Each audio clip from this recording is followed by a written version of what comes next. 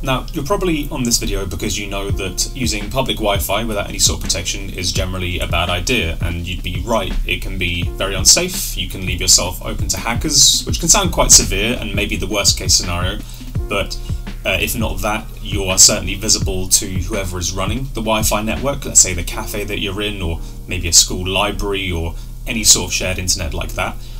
And what's more, you could be visible to anyone else connected to that network if they wanted to see you. So that's not just fear-mongering, I'm not just being dramatic, I'm actually going to show you an example right now of exactly what it looks like when you use a public Wi-Fi network unconnected.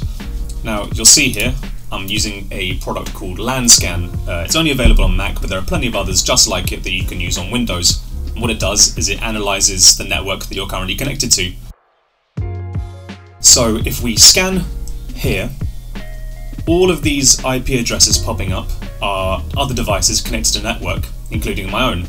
And everything there, because they're all unprotected, is just in plain text. You don't have to be a tech genius, you don't have to be a hacker to work out how to do this. It just shows it to you. It shows you the IP4 address, the IPv6 address, sorry, if necessary.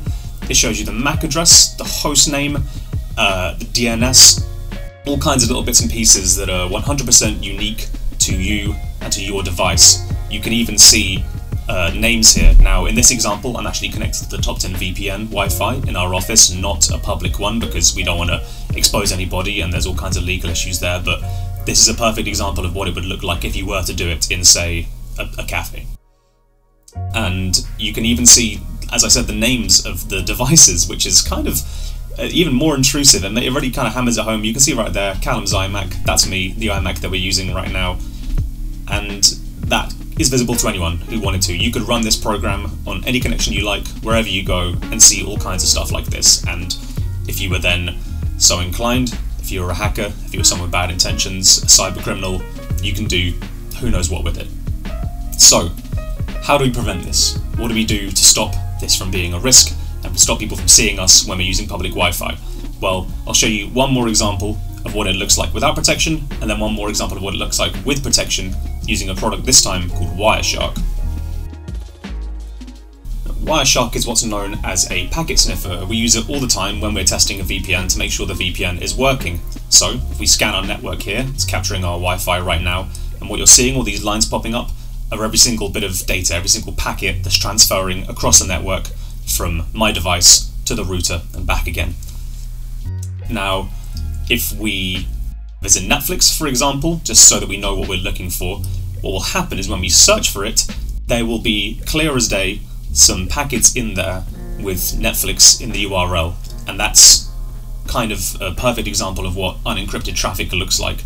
You can see all of the DNS requests, you can see the URLs visited, the IP addresses visited, and it's as clear as day. It's really super simple. This product may look kind of confusing, but once you get used to it, it's really easy to see exactly what websites have been visited and basically what's been done by the person on the network. In this case, it's just me, but you can imagine if we combine it with the previous scenario, as we saw on Lanscan, it's really easy to basically track people's movements online, and that's bad. So we click on it here now, we can see netflix.com, essentially that says. Now imagine that was social media or banking. It gets a lot more dangerous than just a simple streaming website. So now, let's use an example with the VPN connected, and let's run Wireshark again.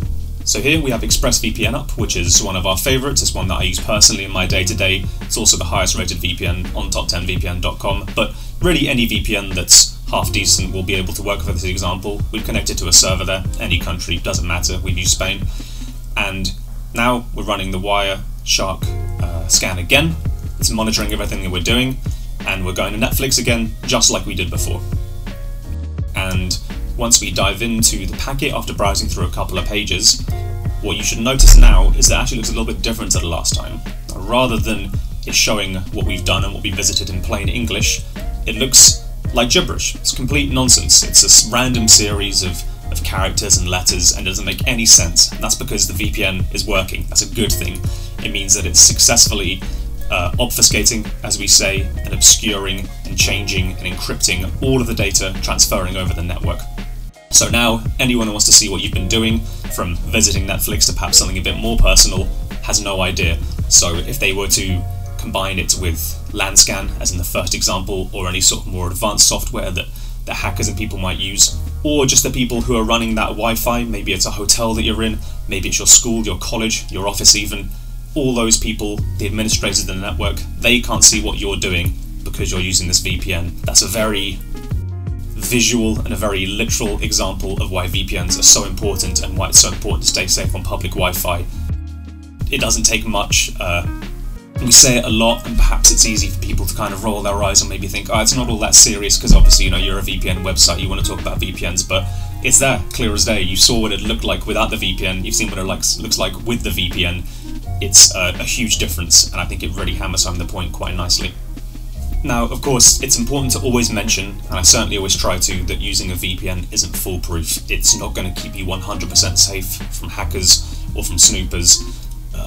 There's a number of other steps you have to take. A VPN is just step number one, and it's a very important one, but it's a very sound building block that you can improve your online security on from there.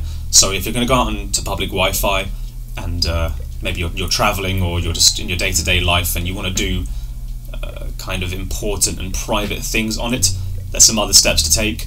Using antivirus to prevent malware, viruses, any sort of intrusive attack like that, I think is always important.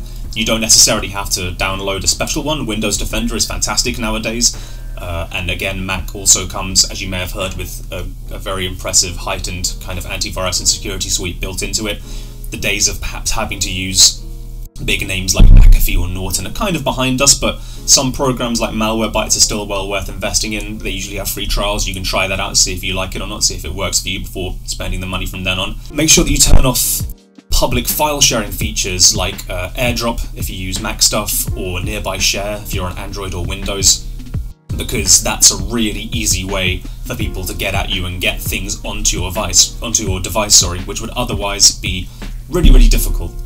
There'd be no other way apart from them tricking you into clicking a link or putting a physical, maybe a USB drive into your machine. But with these wireless file sharing protocols that we have now, they're super useful, they're very handy between friends, but in public, when you know who you're dealing with, it can be kind of scary and it can be a big risk. We would also recommend perhaps that, if possible, don't share any more information than you need to online. That means don't do any sort of online banking when you are, for example, at a train station. It's easy to say, of course, sometimes you get caught short and these things do happen, but there's no need to take the risk if you don't absolutely have to. Same with logging into your email and sending personal messages or messages with sensitive information in them, and the same with your social media as well. So try and avoid sensitive apps on public Wi-Fi and sensitive websites if you can. And then finally, in a similar vein, don't make any online purchases.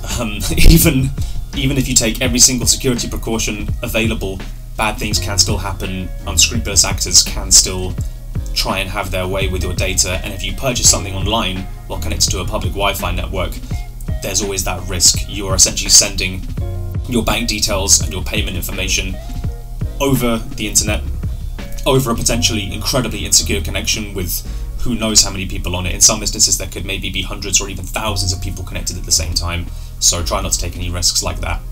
So I've shown you all those steps there so that you don't have to, and you don't have to take my word for it, you don't have to take anyone else's word for it, you've seen it now with your own eyes. As I said before, I very much recommend using a VPN.